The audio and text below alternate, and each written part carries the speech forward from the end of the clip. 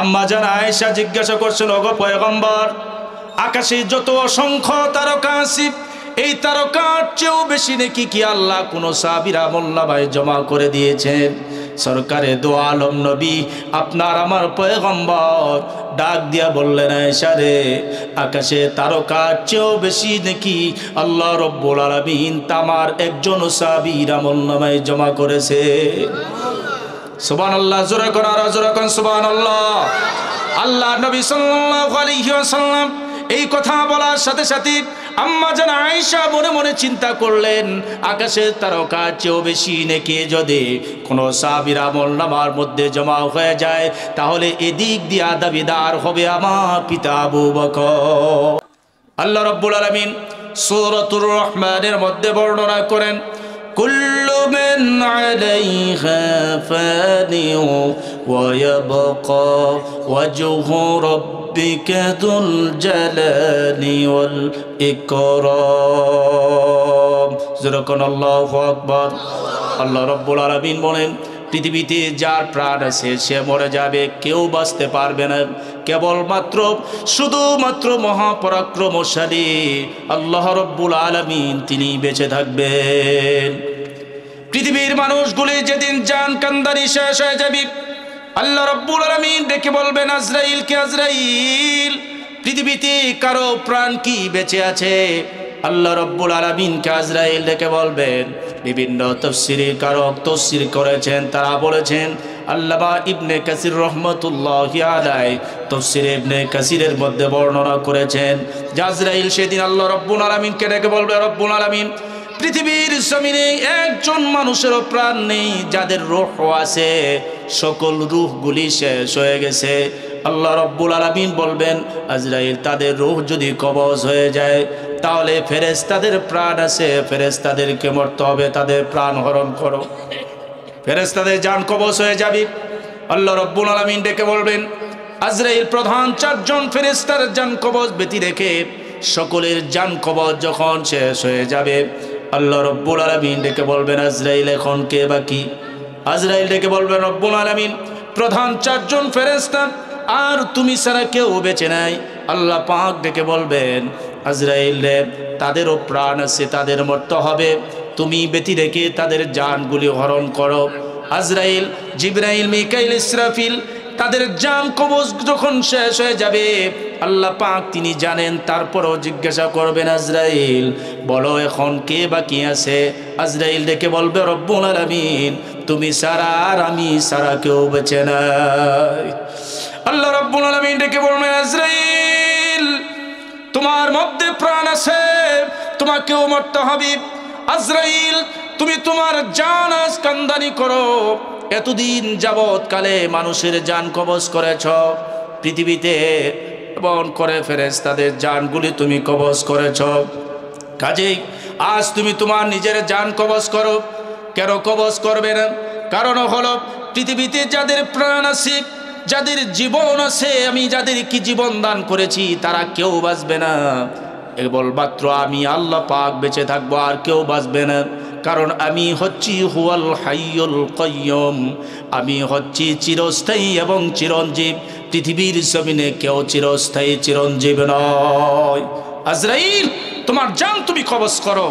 তাফসীরের কিতাবে এসেছে, সেদিন আজরাইল এমনভাবে নিজের জান কবজ করবে, এক বিকট আওয়াজ দিবে। আল্লামা ইবনে কাসির রহমাতুল্লাহি আলাইহি বলেন, আজরাইল যেদিন জান কবজ করবে, সেদিনের কার আওয়াজ জমিনে আসলে ওই সময় দেখা যাইতো যে 7টা আসমান ঠাস ঠাস করে জমিনের ওপরে পড়ে যেত। আজরাইল নিজের জান সেদিন নিজে কবজ করতে থাকবে। আল্লাহ রাব্বুল আলামিন বলছেন, কেউ বাঁচবে না। আমি হুজুর এখানে বসে বয়ান করছি, আমিও বাঁচব না। প্রধান অতিথি, সভাপতি, যাদের উদ্যোগে আজ এই আয়োজন, বক্তা, শ্রোতা, কেউ বাঁচবে না। এটা আল্লাহ রাব্বুল আলামিন অগ্রিম মেসেজটুকু দিয়ে দিয়েছেন। হ্যাঁ বান্দারে, তোমাদের মেসেজ দেওয়া হয়েছে, তোমাদের জন্য আগে আমি আল্লাহ রাব্বুল আলামিন মউতটারে সৃষ্টি করেছি, তারপর হায়াত সৃষ্টি করেছি। হায়াতের কতটুকুন সীমানা, এতটুকুন ইলম আমি আল্লাহ রাব্বুল আলামিন পৃথিবীর জমিনে কাউকে দেয় নাই। কেন দিলেন আল্লাহ রাব্বুল আলামিন? আল্লাহ নিজে জবাব দিয়েছেন আয়াতের শেষাংশে, আল্লাহ রাব্বুল আলামিন বর্ণনা করেন, আমি মানুষের জন্য আমি আল্লাহ রাব্বুল আলামিন আগে মওত বানিয়েছি, তারপর জীবন দান করেছি, এজন্য লিয়াবলুয়াকুম আইয়ুকুম আহসানু আমালা, যাতে করে বান্দা দুনিয়ার জমিনে ক্ষুদ্র এই সময়টুকুতে বান্দা যাতে করে নেক আমলের প্রতিযোগিতা করতে পারে। নেকের প্রতিযোগিতার জন্য আমি আল্লাহ রাব্বুল আলামিন আগে মওত বানিয়েছি, তারপর জীবন দান করেছি। আহসান আমলের প্রতিযোগিতা করার জন্য জবাব আল্লাহ পাক দিয়েছেন। আল্লাহ প্রশ্ন করেছেন, আবার জবাবও তিনি দিয়েছেন।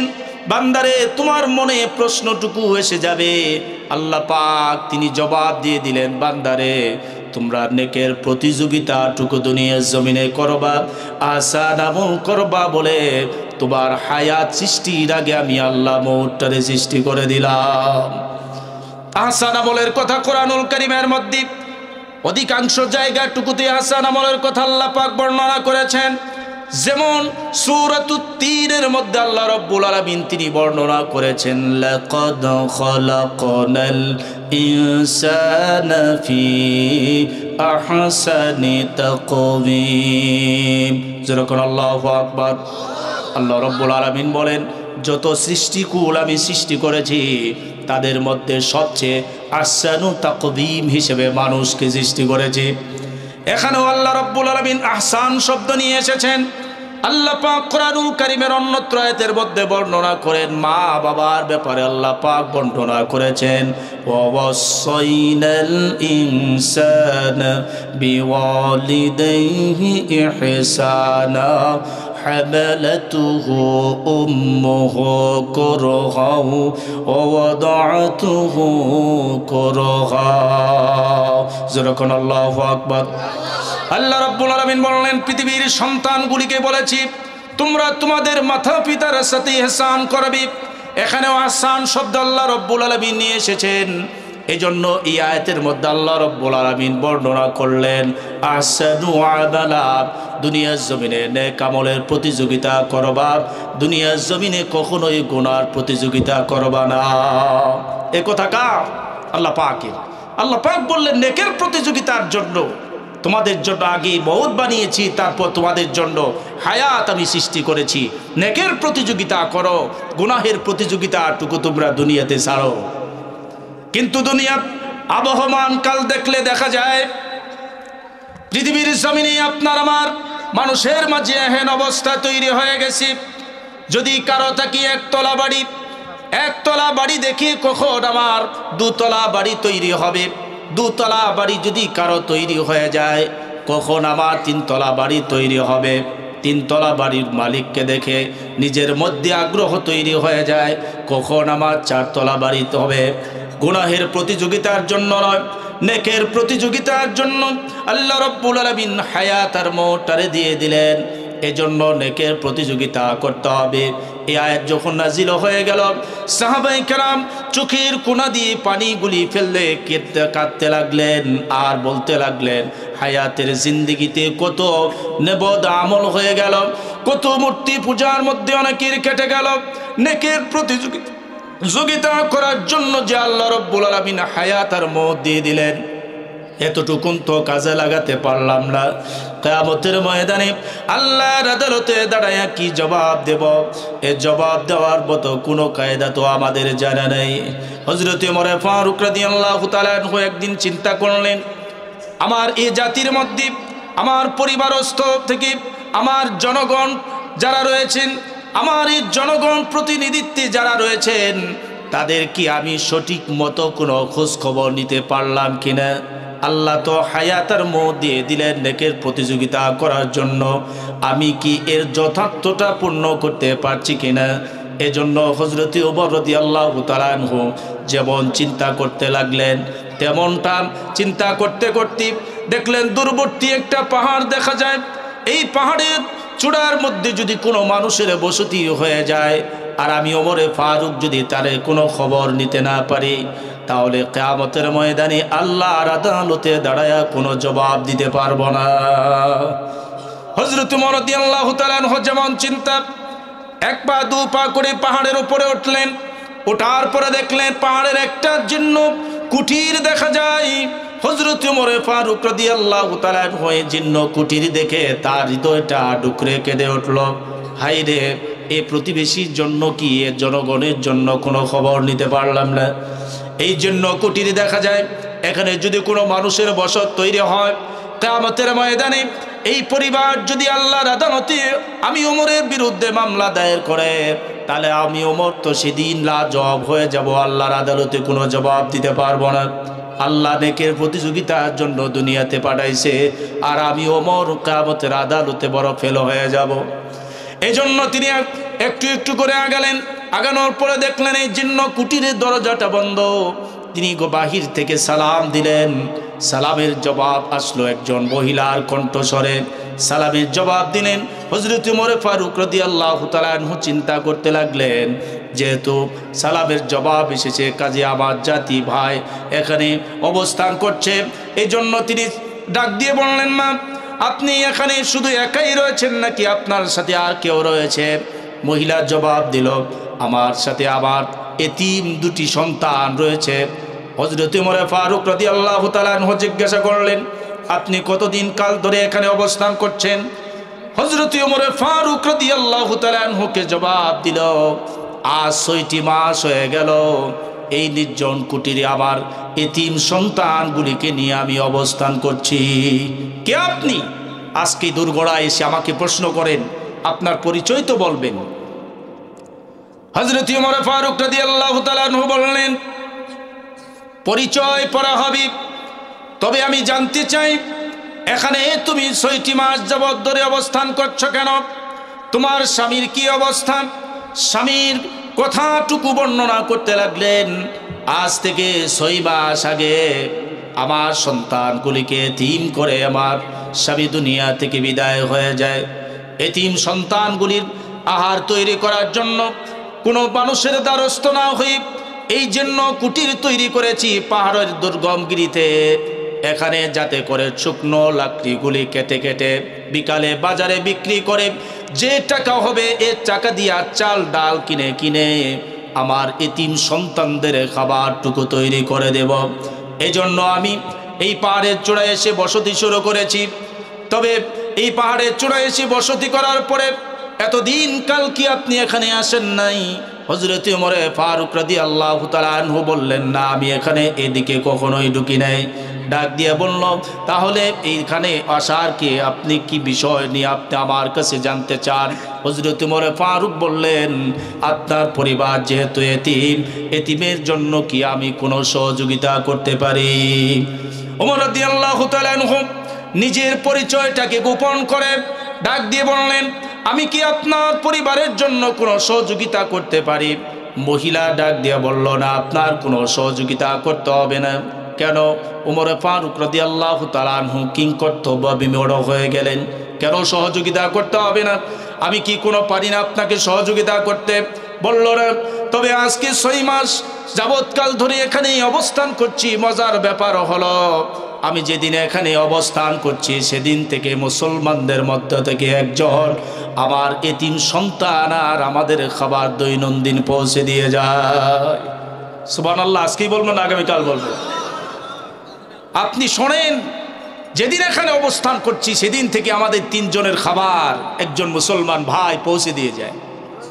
ওমর রাদিয়াল্লাহু তাআলা আনহু চিন্তা করলেন, আমার কোনো কুহনে আসে নাই, আর আমার এক ভাই তাদের খাবারের বন্দোবস্তটুকু করে দেয়। কে সে? তাকে আমার চিনার বড় দরকার, তাকে জানার বড় দরকার। ডাক দিয়ে বললেন, কেন? তিনি কতদিন যাবত 6 মাস যাবত ধরে আপনাদের খাবারটুকু পৌঁছে দিয়ে যায়, আপনি কি তাকে চিনেন? মহিলা বলল, না আমি তাকে চিনি না। তিনি যখন খাবারটুকু আমাদের দিতে আসেন আপাত মস্তক চাদর ঢাকা, চাদর দ্বারা পুরো শরীরটারে ঢেকে আমাদের দুর্গড়ায় এসে আমার এতিম সন্তানের হাতে খাবার পৌঁছে দিয়ে যায়। ওমর রাদিয়াল্লাহু তাআলা আনহু চোখের পানি ফেলে কাঁদতে লাগলেন, হায় রে, এই পরিবারটা কিয়ামতের আদালতে আল্লাহর বিরুদ্ধে মামলা দায়ের করবে। যে মুসলমানদের ভাই তাদের জন্য খাবারটুকু পৌঁছে দিয়ে যায় আর নিজেকে পুরো শরীরটারে চাদর দ্বারা আপাত মস্তক ঢেকে দিয়ে যায়, পৃথিবীর কেউ যেন না দেখে না ছিঁড়ে।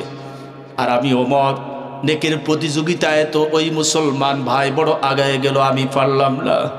কারণ আমি ওমরের জীবন থেকে 26টা বছর মূর্তি পূজায় হারায় যায়। আমি ওমর পারলাম না। নির্ঘাত কিয়ামতের ময়দানে এই মহিলা আল্লাহর আদালতে এতিম সন্তানগুলিকে নিয়ে মামলা দায়ের করবে। কাজে আজকে আমার লাজব হওয়ার আর কোনো উপায় থাকবে না। মহিলার কাছে চোখের পানি ফেলে ওমরে ফারুক রাদিয়াল্লাহু তাআলা ডেকে বললেন, মা তিনি কখন আসেন? মহিলা ডেকে বলল, তিনি প্রত্যহ দিন সুবহে সাদেকের আগে আমাদের এতিম সন্তানের খাবারটুকু পৌঁছে দিয়ে যায়। এমন সময় আসে যে সময় পৃথিবীর মানুষগুলি ঘুমিয়ে যায়, আবার আসে পুরো শরীরটাকে আপাত মস্তক চাদর দ্বারা ঢাকা। আমি তাকে চিনতেও পারি না, তাকে দেখতেও পারি না। ওমর রাদিয়াল্লাহু তাআলা আনহু মনে মনে চিন্তা করলেন, তিনি যেহেতু সুবহে সাদিকের আগে আসেন, সুবহে সাদিকের সময় আসেন, এই জন্য আমি ওমরকে সুবহে সাদিকের আগে অপেক্ষা করতে হবে। হযরত ওমর তিনি ওই মুসলমান ভাই পাহাড়ের চূড়ায় ঢোকার আগেই ওমরে ফারুক রাদিয়াল্লাহু তাআলা আনহু পাহাড়ের ভিতরে ঢুকে পড়লেন। বড় একটা পাথরের আড়ালে নিজেকে লুকিয়ে রাখলেন, যাতে করে দেখে চিনে ফেলে। যদি হযরত ওমরকে চিনে ফেলে, আমাকে যদি চিনে ফেলে, তাহলে হয়তো আমাকে দেখে তিনি আর পরিবারের জন্য খাবার পৌঁছাবে না। এই জন্য নিজেকে আড়াল করে রাখলেন। এই সময় হযরত ওমর ফারুক রাদিয়াল্লাহু তাআলা আনহু আব্বিতি কিতাবের মধ্যে এসেছে, আর রহিকুল মাকতুম কিতাবের মধ্যেও এসেছে যে ওই সময়ে হযরত ওমর ফারুক বলেন, আমি নিজেকে আড়াল করে রাখলাম, আর ওই চাদরওয়ালা পুরো শরীরটারে চাদর দ্বারা ঢাকা ওই চাদরওয়ালা লোকটা তার হাতের থলে নিয়ে ওই এতিম সন্তানের কাছে, ওই জিন্ন কুটিরের কাছে, পুরাণ কুটিরের কাছে চলে এলো। দরজা খুলে দিল আর তার হাতের থলেটা নিয়ে ঘরের ভিতরে দিয়ে দিলেন, আর একটা মস্কো নিয়ে তিনি ঝর্ণার দিকে রওনা করলেন। আমি হযরত ওমর ফারুক বলেন, ঝর্ণাটা হলো আমি যে পাথরের আড়ালে দাঁড়ানো, ওই ঝর্ণার পাথরের পাশ দিয়ে ওই ঝর্ণার কাছে রওনা করলো। আমি যখন আমার সম্মুখ পান দিয়ে রওনা করলো, আমি পিছন দিক থেকে তার চাদরটা টান দেওয়ার ইচ্ছা করলাম, কিন্তু না। কারণ হলো তখনও তিনি মস্কো ভরে পানি উত্তোলন করেন নাই, পরিবারের জন্য নিয়ে যাবেন। এজন্য লুটা ভরে তিনি যখন মস্কো ভরে পানি নিয়ে রওনা করলেন, পানি নিয়ে যখন তিনি রওনা করলেন, এহেন সময়ে হযরত ওমর ফারুক রাদিয়াল্লাহু তাআলা আনহু, কারণ তাকে চিনেন না, অপেক্ষা করতেছেন কে সে, তার পরিচয়টুকু জানার বড় দরকার। কারণ অপেক্ষা হচ্ছে মৃত্যুর চেয়ে ভয়ঙ্কর। হযরত ওমর ফারুক বলেন, তিনি মস্কো ভরে পানি নিয়ে যখন পাথরের পাশ কেটে রওনা করলেন, পিছন থেকে হযরত ওমর ফারুক রাদিয়াল্লাহু তাআলা আনহু চাদরটাকে টান মারলেন। টান দেওয়ার সাথে সাথে তার মুখের উপর থেকে চাদরখানা সরে গেল। হযরত ওমরের চিনার কোনো বাকি থাকলো না। ইনি কে? ইনি তো সেই, তিনি হচ্ছেন সিদ্দিকে আকবর হযরত আবু বকর রাদিয়াল্লাহু তাআলা আনহু। যেরকম আল্লাহু আকবার, আর যেরকম আল্লাহু আকবার, আর যেরকম আল্লাহু আকবার।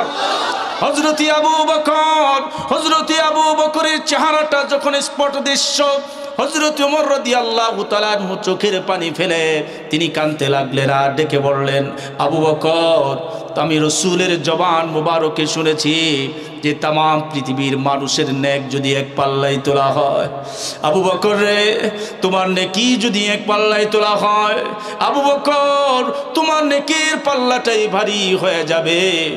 আর আমি ওমর তো আমার জীবন থেকে 26টা বছর পর্যন্ত হারিয়ে ফেলেছি। আবু বকর, তোমার সাথে নেকের প্রতিযোগিতা করে পারলাম না।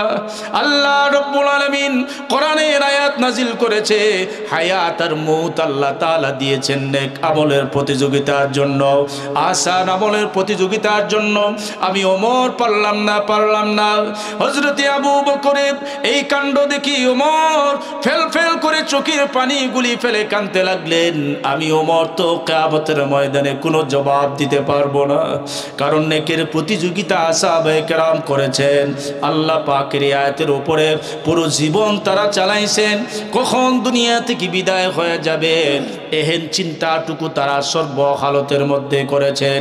আল্লাহ নবী জানায় দিছেন, আল্লাহ নবীর হাদিস, আকসিরু যিকর হাদি মিন লাযযাতিল মাউত, তোমরা অধিক পরিমাণে মৃত্যুকে স্মরণ করো, কারণ মৃত্যু দুনিয়ার স্বাদ এবং লজ্জতকে ধ্বংস করে দেয়। একজন মানুষ যদি দৈনিক 20 বার মৃত্যুর কথা স্মরণ করতে পারে, আল্লাহর নবী বলেন ওই বান্দা কখনোই জিনা করতে পারে না, বেবিচারি করতে পারে না, সুদ খাইতে পারে না, ঘুষ খাইতে পারে না, নামাজ তরক করতে পারে না। কারণ ওই বান্দা সদাই চিন্তা, ওই বান্দা যদি জোহর পেয়ে যায়, বান্দা মনে করবে এই জোহরটাই আমার জীবনের শেষ জোহর। এই বান্দা যদি আসর পাওয়া যায়, তাহলে বান্দা মনে করবে আমার এটাই জীবনের শেষ আসর। কোনো যদি দিনের মজলিস পাওয়া যায়, তাহলে ওই বান্দা মনে করবে এটাই আমার জীবনের দিনের শেষ মজমা। এই জন্য আজকের এই আয়োজন কারো জীবনের শেষ মজমা হতে পারে। এই আয়োজন মনে করেছে যারা জান্নাতের বাগানে এসে বসেছে তারা। যেরকম ঠিক কিনা? হে মুসলমান ভাইয়ের আমার, সাহাবায়ে কেরাম একে একে নেকির প্রতিযোগিতা করতেন। আম্মা জান আয়েশা রাদিয়াল্লাহু তাআলা আনহা জ্যোৎস্না ভরা রাতে কার চেয়ে কে কত বেশি নেকি অর্জন করেছেন। আম্মা জান আয়েশা রাদিয়াল্লাহু তাআলা আনহা জ্যোৎস্না ভরা রাতে আল্লাহর নবীকে নিয়ে বসে আছেন, পূর্ণিমা রাত। এমন সময় প্রশ্ন করলেন, ওগো পয়গম্বর, আসমানে যত তারকা দেখা যায়, এ তারকার চেয়েও বেশি নেকি কি আল্লাহ রব্বুল আলামিন কোন সাহাবীর আমলনামায় জমা করেছেন? প্রশ্ন ছোট না বড়? আসতে বলবেন না, জোরে বলেন। আম্মা জান আয়েশা জিজ্ঞাসা করছেন, ওগো পয়গম্বর, আকাশে যত অসংখ্য তারকা আছে, এই তারকার চেয়েও বেশি নেকি কি আল্লাহ কোন সাহাবীর আমলনামায় জমা করে দিয়েছেন? সরকারে দো আলম নবী আপনার আমার পয়গম্বর ডাক দিয়া বললেন, আয়েশা রে, আকাশে তারকার চেয়েও বেশি নাকি আল্লাহ রব্বুল আলামিন তামার একজন সাহাবীর আমলনামায় জমা করেছে। সুবহানাল্লাহ, জোরে কোন আর জোরে কোন সুবহানাল্লাহ। আল্লাহ নবী সাল্লাল্লাহু আলাইহি ওয়াসাল্লাম এই কথা বলার সাথে সাথে আম্মা জান আয়েশা মনে মনে চিন্তা করলেন, আকাশের তারকার চেয়েও বেশি নেকি যদি কোনো সাহাবীর আমলনামার মধ্যে জমা হয়ে যায়, তাহলে এদিক দিয়ে দাবিদার হবে আমার পিতা আবু বকর। কে হবে? আরো যারা বলেন কে হবে? আবু বকর। কারণ হযরত ওমর বলছেন, তাম দুনিয়ার মানুষের নেকি যদি এক পাল্লায় তোলা হয়, আর আবু বকরের নেকি যদি আরেক পাল্লায় তোলা হয়, কারটা ভারী হবে? আবু বকর। আম্মা জান আয়েশা মনে নিজের অজান্তে তিনি ভাবতেছেন হয়তো এদিক দিয়ে নামটা উঠে আসবে আমার পিতা আবু বকরের। রসুল তখনও নাম বলেন নেই। আম্মা জান আয়েশা ভাবতে লাগলেন আমার পিতা আবু বকরই মনে হবে। কারণ তিনি ভাবতেছিলেন তার দাবিদার, তিনি দাবিও করতে পারেন, এই জন্য তিনি ভাবতেছেন এই জন্য যে হযরত আম্মা জান আয়েশা ডাক দিয়ে বলেন, আমি আমার পিতাকে দেখেছি, আমার পিতা নেকের প্রতিযোগিতা করতে গিয়ে আমার পিতার সর্বস্বটুকুকে আল্লাহ রাস্তায় তিনি দান করে দিয়েছেন। তার কাপড়ের অনেক দোকানগুলি ছিল, সর্বশেষে নেকের প্রতিযোগিতা করতে গিয়ে নিজের শরীরের সকল কাপড়গুলি আল্লাহর সন্তুষ্টির জন্য দুস্থ এতিমদের কাছে দিয়া সর্বশেষে নিজের লজ্জাস্থানটুকু ঢাকবেন, এহেন কাপড়টুকু হযরতে আবু বকরের বাকি ছিল না। সালার চট পর্যন্ত আবু বকর পরিধান করছে। জিবরিল আমিন হযরতে রাসূলুল্লাহ সাল্লাল্লাহু আলাইহি ওয়াসাল্লামের কাছে ওহী নিয়ে আসছে, গায়ে সালার চট পরা। কি অবস্থা? সালাত চট পরা। রাসূলুল্লাহ সাল্লাল্লাহু আলাইহি সাল্লামের জীবদ্দশায় জিবরিল আমিন আল্লাহ নবীর কাছে 24,000 বার ওহী দিয়ে আসছে। কয় হাজার? 24,000 বার। তাহলে জিবরাইলকে রসুল তো ভালো করেই চিনে। এক এক সময় এক এক সূরতে আসে, এক এক সময় কখনো সাদা ধবধবে পোশাক পরিহিত, আবার এক এক সময় এক এক ঝলকি আসে। এইভাবে তিনি ওহী নিয়ে আসেন, কিন্তু সেদিনটার ওহী হলো ভিন্ন। আল্লাহর পয়গম্বর জিজ্ঞাসা করলেন, জিবরাইল সালাত চট কেন আজ পরিধান করছো?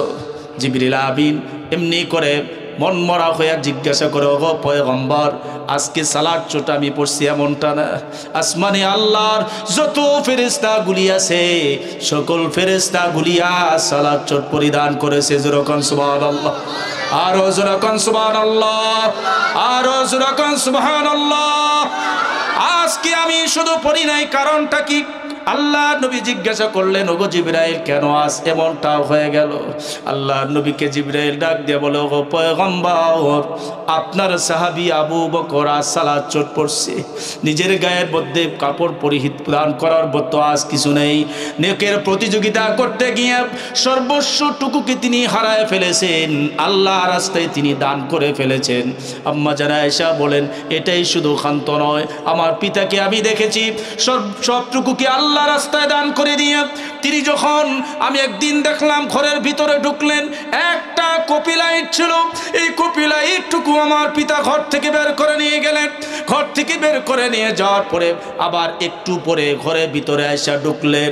ঘরের ভিতরে আয়সা ঢুকার পরে আমি জিজ্ঞাসা করলাম, আব্বা জান, ঘরের ভিতরে তো কিছু নাই, একটা কপি লাইট ছিল, এটাও আপনি নিয়ে গেলেন, আপনি আবার কেন ঘরের ভিতরে আসলেন? আমার পিতা আবু বকরের কাছে শুনেছি, আমার পিতা আবু বকর আমাকে ডেকে বলেছে, আয়েশা রে, আমি যখন ঘরের ভিতর থেকে এই কপি লাইটটা নিয়ে বের হয়ে যাই, ঘরের একটা কোণার মধ্যে আমি দেখতে পাই একটা সুই লটকানো আছে। এই সুইটা নেওয়ার জন্য আয়েশা রে এসেছি ঘরের ভিতরে, কারণ এই সুইটাও যদি আমি নিয়ে যাই জিহাদের ময়দানে কোনো মধ্যে মুজাহিদের কাজে লাগতে বলে, এই জন্য আমি ঘরের ভিতর থেকে সুইটা নেওয়ার জন্য এসেছি। আম্মা জান আয়েশা ভাবতে লাগলেন, এহেন কিছু কারণের কারণে আমার পিতা দাবিদার হবে, আল্লাহর নবী অবশ্যই আমার পিতার নামটা উচ্চারণ করবেন। যেরকম সুবহানাল্লাহ, আরো যেরকম সুবহানাল্লাহ। কিন্তু তখনও তিনি সংশয়ের মধ্যে ছিলেন, কারণ সাহাবায়ে কেরাম নেকের প্রতিযোগিতা করতে করতে কে কার চেয়ে বড় এগিয়ে গেল তা তো আম্মা জান আয়েশার জানা নাই। আল্লাহর নবী জানেন, তখনও পর্যন্ত আল্লাহর নবী নামটা বলেন নাই। হযরতি আম্মা জান আয়েশা বলেন, তবুকের যুদ্ধের দামামা বেজে উঠল। আল্লাহর নবী ডাক দিয়ে বললেন, ও সাহাবীরা রে, এই জিহাদের জন্য কে কি পাবে তোমরা দান করো। মহিলারা নাকের ফুল, কানের দল, কোমরের বিছা, পায়ের নুপুর পর্যন্ত এই জিহাদের জন্য দান করলো। আল্লাহ নবীর সামনে বড় স্তূপ হয়ে গেল। আবু বকর, ওমর, আলী, আবু বকর বাদে ওমর, আলী সবাই দান করলো। এমনি সময় আল্লাহ নবী ডাক দিয়া বলল, ও আমার সাহাবীরা রে, শোনো, আজ জিহাদের জন্য অনেকেই তো অনেক কিছু দান করলে, কিন্তু কেন আজ আমি আমার আবু বকরকে দেখি না?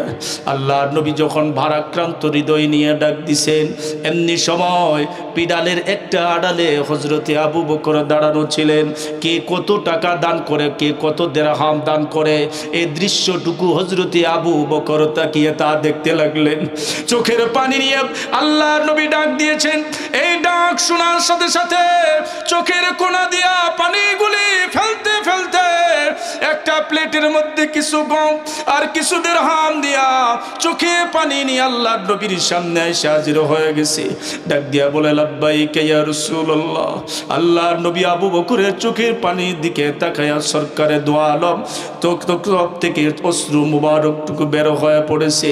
তাফসীরের কিতাবের মধ্যে আসছে, আল্লাহর নবী সাল্লাল্লাহু আলাইহি ওয়াসাল্লাম আবু বকরের চিত্র, আবু বকরের চাহত আল্লাহর নবীর কলিজা মুবারকের মধ্যে গিয়া তীরবিদ্ধ হওয়ার মতো হয়ে গেছে। আল্লাহর নবী সাহাবায়ে কেরামদেরকে ডাক দিয়ে বললেন, সাহাবীরা রে, আজ জিহাদের জন্য যে যা তোমরা দান করেছো, আমি রাসূল ঘোষণা করলাম রে, ও সাহাবীরা শোনো, আজকে জিহাদের জন্য যে যা কিছু দান করেছো, সকলের দানের চেয়ে আল্লাহ রাব্বুল আলামিন আবু বকরের দানকে আল্লাহ বেশি পছন্দ করেছেন। আরো জোরে কোন সুবহানাল্লাহ, আরো জোরে কোন সুবহানাল্লাহ। হযরতে আবু বকরের দান মঞ্জুর হয়ে গেল। আম্মা জান আয়েশা মনে মনে ভাবতে লাগলেন, নেকির দিক দিয়া নেকির প্রতিযোগিতা করেছেন আমার পিতা আবু বকর, আল্লাহর নবী আমার পিতার নামটুকুই রাসূল বলবেন। এহেন সময়ে আল্লাহর নবী ডাক দিয়া বললেন, আম্মা জান আয়েশা আল্লাহর নবীকে ডেকে বললেন, ওগো পয়গম্বর, বলেন না কে সে, তার নামটা উচ্চারণ করেন, অপেক্ষা মৃত্যুর চেয়ে বড় ভয়ঙ্কর। পয়গম্বরে আরবি ডাক দিয়ে বললেন আয়েশা রে, আকাশে তারকার চেয়েও বেশি নেকি যে সাহাবী তার আমলনামায় জমা করেছে, সেই সাহাবীর নাম হলো হযরত ওমর। সুবহানাল্লাহ। আজকে বলবেন না আর জোরে কোন সুবহানাল্লাহ। আম্মা জান আয়েশা ভাবলেন আমার পিতার নাম রইতো রসুল বলবেন, কিন্তু আল্লাহর নবী ডাক দিয়ে বললেন আয়েশা রে, না না, আমার পিতার নাম হবে না, তোমার পিতা নয়। আল্লাহর নবী এক ব্যক্তির নাম বললেন, আল্লাহর নবী ডাক দিয়ে বললেন আয়েশা রে, তার নাম হলো হযরত ওমর, কারণ নেকের প্রতিযোগিতা এমনভাবে তিনি করেছেন। আল্লাহর নবী এই সেই সাহাবী হযরত ওমরের ব্যাপারে রাসূলুল্লাহ বলছেন, আনা খাতামুন নাবিয়্যিনা লা নাবিয়্যা বাদি, আমি শেষ নবী, আমার পর আর কোনো নবী আসবে না, আমি নবুয়তের দরওয়াজায় তালা লাগাইয়া বিদায় হয়ে গেলাম। লাউ যদি কানা নাবিয়্যান লাকানা উমর, আমার পরে যদি আল্লাহ কাউকে নবী করে বানাইতেন তাহলে হযরত ওমরকেই আল্লাহ নবী করে বানাইতেন। যেরকম সুবহানাল্লাহ। নেকের প্রতিযোগিতা করতে গিয়ে হযরত ওমর ফারুক যে রায় দিয়েছেন, এই রায়ের জন্য আল্লাহ রব্বুল আলামিন কোরআনে কারিমের 11টা আয়াত নাজিল করেছেন। কার চেয়ে কে কদর বেশি, কার চেয়ে কে কত নেকি বেশি অর্জন করবে। হযরত ওমর ফারুকের ব্যাপারে বলছেন, ইসলাম সে তো পরশমণি, তারে কি পেয়েছি খুঁজি, পরশে তাহার শোনা হলো যারা, তাদের ওই মোরা বুঝি। বলেছেন হযরত রাসূল শেষ পয়গম্বর, আমার পরে যদি নবী হতো কেউ হতো ঠিক সেই ওমর। অর্ধ পৃথিবী শাসন করেছেন যিনি, ধুলির তক্তে বসি, খেজুরের পাতার প্রাসাদ তাহার বারে বারে গেছে খুশি, খেজুরের পাতার প্রাসাদ তাহার বারে বারে গেছে খুশি। লিল্লাহে তাকবীর, লিল্লাহে তাকবীর, জোরে কোন আল্লাহু আকবার। আল্লাহ নবী সাল্লাল্লাহু আলাইহি ওয়াসাল্লাম সাহাবায়ে কেরামদের মধ্যে এমন আদত, তারা নেকের প্রতিযোগিতা তারা দুনিয়ার জমিনে করেছেন। নেক আমলের প্রতিযোগিতা কেমন করে করতে হয় সাহাবায়ে কেরাম তাদের জীবন দিয়া প্র্যাকটিক্যালি দুনিয়ার মানুষকে বুঝায় গেছেন, যাদের জীবনীগুলি আজও স্বর্ণাক্ষরে কোরআন হাদিসের পাতায় উল্লেখ করা আছে। আল্লাহ নবী সাল্লাল্লাহু আলাইহি ওয়াসাল্লাম বলেন, ওই সাহাবায়ে কেরামদের আদর্শ যদি তোমাদের মধ্যে বাস্তবায়ন করো, যদি নেকের প্রতিযোগিতা দুনিয়ার জমিনে করতে পারো, সাহাবায়ে কেরাম যে আদতটুকুতে ইবাদতটুকু তারা করেছেন, এখন ইবাদত যদি তোমরা করতে পারো, কিয়ামতের ময়দানে তাদের সঙ্গে তোমাদের হাসর হয়ে যাবে। এজন্য আমি দুনিয়াতে অতি অল্প হায়াতের জিন্দেগি পাওয়ার পরে নেকের প্রতিযোগিতা দুনিয়ার জমিনে করতে হবে। যদি নেকের প্রতিযোগিতা আগে কখনোই করতে পারি নাই, অন্তত পক্ষে আফসোস করতে হবে, আজ থেকেই নেকের প্রতিযোগিতায় লাগবো ইনশাআল্লাহ। বলি ইনশাআল্লাহ, আরো জোরে বলি ইনশাআল্লাহ। নেকের প্রতিযোগিতায় লাগবো তো ইনশাআল্লাহ। নেকের প্রতিযোগিতা আমাদেরকে করতে হবে। অন্তত আফসোস করতে থাকেন যে ভাই কখন দুনিয়া থেকে বিদায় হয়ে যায় কারো নাই কোনো জানা। হে মুমিন, দুনিয়ার জমিনে কোনো কারো জানা নাই। আল্লাহর নবী সাল্লাল্লাহু আলাইহি ওয়াসাল্লাম হযরত খাদিজাতুল কুবরা রাদিয়াল্লাহু তাআলা আনহাকে ডেকে বললেন, ও খাদিজা, ফজরের যখন ওয়াক্ত হয়ে যায়, ফজরের নামাজ আদায় করে মুরাকাবা মুশাহাদার মধ্যে তুমি লেগে যাইবা, চিন্তা করবা তোমার জন্য কেউ কারো হায়াতের জিন্দেগির নাই জানাও, চিন্তা করবা তোমার জন্য হয়তো মার্কিনি কাপড় রেডি হয়ে আছে, কেউ তোমার জন্য জুপের পাচ্চা বাসগুলি কাটতেছে, তোমার জন্য দুনিয়া থেকে বিদায়ের কখন তুমি চলে যাইবা, কবরটাকে সামনে নিয়ে মুরাকাবা করবা, চিন্তা করবা তুমি মরে যাও, কেউ তোমার জন্য বড় পাতার গরম জলে গোসল করার রেডি করতেছে, কেউ তোমার জন্য কাপড় রেডি করতেছে, কেউ আতর লাবানন কেউ তোমার জন্য রেডি করতেছে, কেউ তোমার মৃত্যুর খবর বাড়ি বাড়ি পৌঁছাইতেছে। এই চিন্তা, কবরের চিন্তা মুরাকাবা করবা, মুশাহাদা করবা। হযরতে আম্মা জান খাদিজাতুল কুবরা রাদিয়াল্লাহু তাআলা আনহা ফজরের পরে চিন্তা করতেছেন, এমন চিন্তা কবর যেন তার সামনে রেডি হয়ে গেছে, মনে হয় তিনি মরে গেছে, মৃত্যুর আগেই মরে যাইতে হবে, কবরের প্রস্তুতি নিতে হবে। কবরের প্রস্তুতি হলো দুনিয়ার জমিনে নেকের প্রতিযোগিতা কইরা কবরের সাবান তৈরি করতে হবে।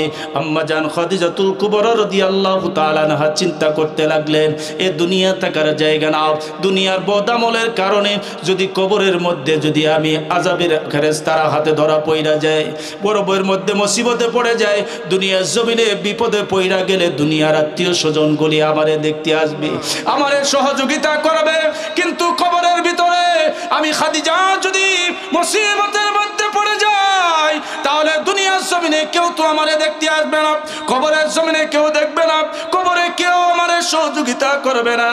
এহেন চিন্তা করতে করতে তিনি এমন কান্না শুরু করে দিলেন, কানতে কানতে জমিনের উপরে গড়াগড়ি দিয়ে তিনি কানতে লাগলেন। এত কান্না এত কান্না, কাঁদতে কাঁদতে অন্য করে মাটির উপর গড়াগড়ি দিতে লাগলেন।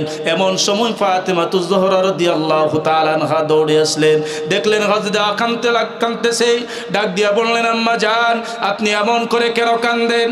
আপনার আব্বু কি আপনাকে কিছু বলেছে? আল্লাহর নবী তো সাহাবায়ে কেরামদের, আল্লাহর নবী তার স্ত্রীদের ব্যাপারে কখনোই, আমাদের আম্মাদের ব্যাপারে কখনোই আল্লাহর নবী তার আচরণ দিয়া কখনো কষ্টের কোনো কথা বলতেন না ভাই। এই জন্য আম্মা জান খাদিজাতুল কুবরা রাদিয়াল্লাহু তাআলা আনহা যিনি এমন অবস্থার মধ্যে কাঁদতে লাগলেন, কবরের চিন্তা করতে লাগলেন, হাইরে কি জবাব দিব কবরের ভিতরে। অথচ আল্লাহ রব্বুল আলামিন হযরতে খাদিজাকে পৃথিবীর জমিনে হযরতে আদম থেকে শুরু করে কিয়ামত পর্যন্ত যত নারী পৃথিবীর জমিনে আসবে তাদের মধ্য থেকে একজন নারীকে আল্লাহ সালাম দিয়েছেন, তিনি আর কেউ নয়, আমাদের আম্মা হযরতে খাদিজাতুল কুবরা রাদিয়াল্লাহু তাআলা আনহা। আর যখন সুবহানাল্লাহ, আল্লাহ নবী গারে হীরার মধ্যে আম্মা জান প্রতিদিন খাবারটুকু নিয়ে যায়। এই কেহান কষ্টের কারণে আল্লাহ পাক জিবরাইলকে ডাক দিয়ে বললেন, জিবরাইল আল্লাহর পয়গম্বর আমার নবী গারে হীরার মধ্যে আছে, এই জন্য জিবরাইল রে যাও আমার পয়গম্বরের কাছে গিয়া বলো যে খাদিজাকে আল্লাহ সালাম দিয়েছেন। খাদিজা যখন গারে হীরার মধ্যে যখন হাজির হয়ে গেল, আল্লাহর নবী সাল্লাল্লাহু আলাইহি সাল্লাম খাদিজাকে ডেকে মুস্কি মুস্কি হাসতে লাগলেন। মুস্কি মুস্কি যখন হাসতে লাগলেন, হযরতে আম্মা জান আয়েশা মনে মনে ভাবতে লাগলেন মনে হয় কোথাও কোনো ভুল ভ্রান্তি হয়ে গেছে, কিন্তু আল্লাহর নবী ডাক দিয়ে বললেন, না রে তোমার কোনো ভুল হয়ে যায় নাই, স্বয়ং আল্লাহ তোমারে সালাম দিয়েছে, সালামের জবাবটা দিয়ে দাও। আম্মা জান খাদিজা চোখের কোনা দিয়ে পানি ফেলায়া কাঁদতে লাগলো, ডাক দিয়া বলল, গো পয়গম্বর আমি একজন দুর্বল নারী, মহাপরাক্রমশালী আল্লাহর সালামের জবাব কি আমি দিতে পারবো না গো পয়গম্বর। ওগো পয়গম্বর, ওগো প্রাণের প্রিয়তমা, প্রাণের স্বামী, মেহেরবানি করে আমার আল্লাহর সালামের জবাব আপনি নিজ জিম্মায় দিয়ে দেন। অথচ তাকে আল্লাহ দুনিয়াতে আল্লাহ সালাম দিয়েছেন। দুনিয়াতে পুরুষদের যেমন 10 জন পুরুষকে বেহেশতের সার্টিফিকেট দিয়েছেন, এরকম 10 জন নারীকেও আল্লাহ বেহেশতের সার্টিফিকেট দিয়েছেন। তার মধ্যে হযরতে খাদিজাতুল কুবরা রাদিয়াল্লাহু তাআলা এমন একজন মানুষ দুনিয়া কবরের চিন্তা করতেছে, আল্লাহর নবী কবরের চিন্তা করতে বললেন, এমনভাবে চিন্তা করতেছে যে কবরের আযাব যদি আমারে ধইরা ফেলে কেউ আমারে সহযোগিতা করতে পারবে না। আল্লাহ নবীর কানে খবর পৌঁছে গেল। এমন এই সময় আল্লাহ নবী চলে আসলেন, আসার পরে ডাক দিয়ে বললেন, খাদিজা তুমি এমন করে কেন কাঁদো? খাদিজা রে তুমি কেন কাঁদতেছো, কারণটা কি? আল্লাহর নবী ডাক দিয়ে বলার পরে খাদিজা ডেকে বলো, ও পয়গম্বর আপনি তো আমাকে বলেছেন মুরাকাবা করার জন্য, এই মুরাকাবাগুলি করতে গিয়ে আমি চিন্তা করলাম দুনিয়া থাকার জায়গা না, দুনিয়াতে নেক আমল আমি খাদিজা কিছুই করতে পারি নাই, কবরের কোনো সাবানও আমি তৈরি করতে পারি নাই। দুনিয়াতে যদি বিপদে পড়ে যায় তাহলে দুনিয়ার মানুষ আমারে সহযোগিতা করবে, কিন্তু কবরে বিপদে পড়ে গেলে কেউ আমারে সহযোগিতা করবে না, এই জন্য আমি কাঁদতেছি। আল্লাহর নবী বললেন, তোমার কান্নাটা বন্ধ করো। আম্মা জান খাদিজা বলেন, না গো পয়গম্বর কান্না বন্ধ করব না যতক্ষণ পর্যন্ত আপনি 3টা ওসিয়ত আমার পূর্ণ না করবেন। 3টা ওসিয়ত যদি আপনি পূর্ণ করতে পারেন, 3টা শর্ত যদি আপনি মানতে পারেন, তাহলে কান্নাটা বন্ধ করব। আল্লাহর নবী বললেন, খাদিজা বলো কি তোমার কান্না, তুমি খুলে বলো, তোমার কি আবদার বলো, তোমার কি শর্ত তুমি খুলে বলো। এহেন সময়ে ডাক দিয়া বলে, ও পয়গম্বর আপনি তামাম দুনিয়ার নবী, আপনি হচ্ছেন সাইয়্যিদুল আম্বিয়া। আমি খাদিজা দুনিয়া থেকে বিদায়ের পরে আপনি আমার জানাজার ইমাম হয়ে যাবেন। 1 নাম্বার। 2 নাম্বার হলো আপনার গায়ের জামাটুকু আপনি আমার গায়ের সাথে পেঁচাইয়া দিবেন। 3 নাম্বার হলো যখন আমাকে মাটি দিয়া মানুষ চলে যাবে, এমন সময় আমি খাদিজার কবরের মধ্যে মুনকার নাকির চলে আসবে। আমি খাদিজা কোনো জবাব দিতে পারবো না, আমি খাদিজা জবাব দিতে পারবো না। কাজে আপনি আমার কবরের সাথে কানটা লাগায় থাকবেন।